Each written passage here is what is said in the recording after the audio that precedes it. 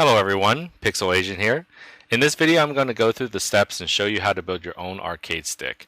I chose to build one for the Xbox One because I wanted to play Killer Instinct on an arcade stick instead of a controller, but all the steps will be similar. First thing that you will need is a PCB or a printed circuit board for the system you want the arcade stick to be used for. In this case I have picked the PCB of the Xbox One controller. I'll be using a method called padhacking in which we will take the PCB out of the controller and solder the wires to the connectors that we need for each button. You will also need to order some parts as well. A joystick, a ball top for the joystick, some buttons, wiring, dust washers, a restrictor gate if you need a different one, feet for the stick of some type, a USB cable with a USB-A connector on one end, a USB-A-B feed-through connector, a micro USB cable, screws, and if you're making this one you will need a 2.5mm female jack for the headset connector of the Astro A40. I will go over each part and will explain why I bought them, and you can make the decision if you want to do what I did. I was able to buy a lot of these online. Specifically, I went to focusattack.com to get my parts since a lot of the places I used to get them are no longer in business. And some of the tools that you might need will be glue, a glue gun, sandpaper, screwdrivers, an X-Acto blade, a ruler or straight edge, solder, and a soldering gun. Now some other items that you might want to enhance the arcade stick: a 2-pound JLF spring and a Kowal 1mm oversized actuator. Now to go over the extra parts that I bought to enhance the arcade stick. The octagonal restrictor is my preferred gate on all my arcade sticks, and the reason why, as you can see here, the stock gate is a square and will let you hit the 4 major directions. Great for games that only require those directions. Now you can still get the other 4 directions on the square, but I prefer the feel of all 8 corners on the joystick as I play. Next we have the 2-pound spring and the oversized actuator. What they will do is help improve the response time of the joystick. As you can see here, the stock actuator has a large dead zone, and the joystick will have to travel further before it activates the switch, whereas the oversized actuator will reduce the dead zone and will activate the switch sooner. Now with this oversized actuator in place, the stock spring will feel a little loose, and if you'd rather have a joystick that springs back into place quicker, you will need to get that 2-pound spring. Now the joystick I have is a Sanwa joystick, but there are other different types that you can get. It just depends on what you prefer. You can always do research and see what other people have said about different brands. Unfortunately, the preference will come with trying different brands or using custom arcade sticks that other people have built and asking them about what parts they used. The joystick top can either be a ball top or a bat top. Again, this is preference and I prefer the ball top. The buttons also come in different types and sizes. For this arcade stick, the normal 8 buttons will be 30mm in size and the top 3 smaller buttons will be 24mm. I prefer the Sumitsu buttons in the screw-on configuration. As you can see here, they have other types as well, like the snap-on design. For the stick, I needed the screw-on due to the thickness of the top and how I wanted to configure the stick. So let's begin with the box. Here I have a box that was pre-built.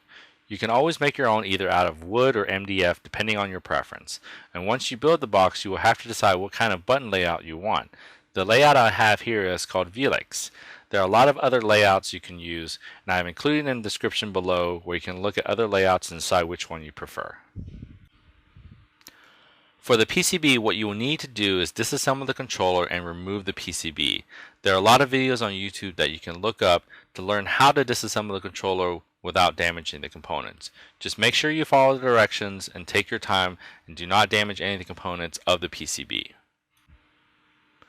Now for the pad hack technique, what you want to do is identify where you will need to solder the wires to the board itself. Some boards will have a black material that covers the connectors, and what you need to do is use an X-Acto knife and gently scrape off the material to expose the metal underneath to do the solder. The best method for me once you are ready to solder is apply some solder to the connector on the board, then lay the wire on top of the solder, and then heat up the wire to melt the solder below and let the wire fall into place. Then remove your soldering gun and give it a few seconds to harden. Make sure you plan how the wires will be soldered and where they will move along the board. You don't want 50 wires going in different directions and make it difficult for you to tie them nicely inside the stick. Here's the wiring diagram for the Xbox One controller. As you can see for the triggers, the RT and LT, you will need to make sure you have a 100 ohm resistor for each wire. You can either solder the resistor to the joint, then solder the wire to the resistor, or you can solder the wire to the joint and then place the resistor in between the button and the wire. The Xbox One PCB comes in two pieces.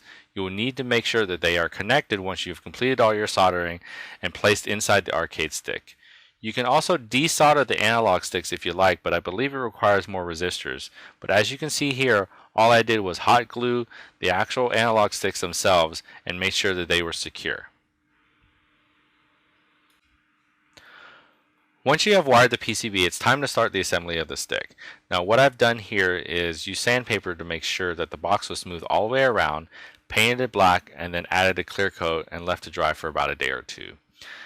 I also have an area where I can add custom artwork, and so I had my girlfriend draw up a quick orchid design. Make sure you measure the area that you will have the art to make sure it will fit. What I do here is I cut the art out, fit it inside the area, place the plexiglass over it, and then use an X-Acto blade to cut out the holes. They don't need to be cleanly cut, as the buttons will slide in to the holes and you won't see the cut areas.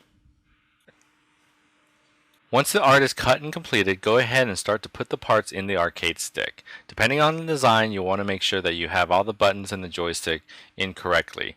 Once that is completed, grab the PCB and start connecting the wires to the corresponding buttons. Once the PCB is connected correctly to all the buttons and the joystick, take the micro USB cable and connect one end to the PCB and the other end to the USB feed-through connector. The reason for this is because I want to be able to connect the USB from the stick. Otherwise, you can just have the USB cable from the PCB just stick outside of the box so you can connect it to the console. Once that is connected, I took apart the headset of the Xbox One controller and attached it to the bottom of the PCB with the wires going up to where I wanted to connect the 2.5mm female jack. Here's a quick diagram of the colors of the headset and where they should connect to the female jack.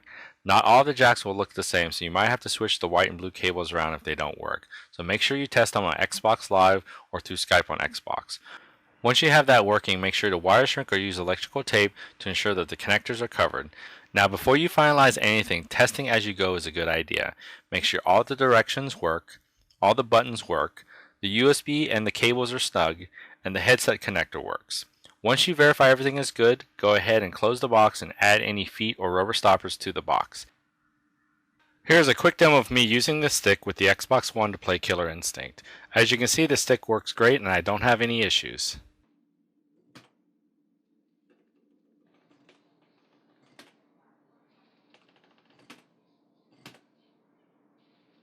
Thank you for watching. Please like and subscribe if you enjoyed the video. If you have any questions, feel free to leave me a comment below.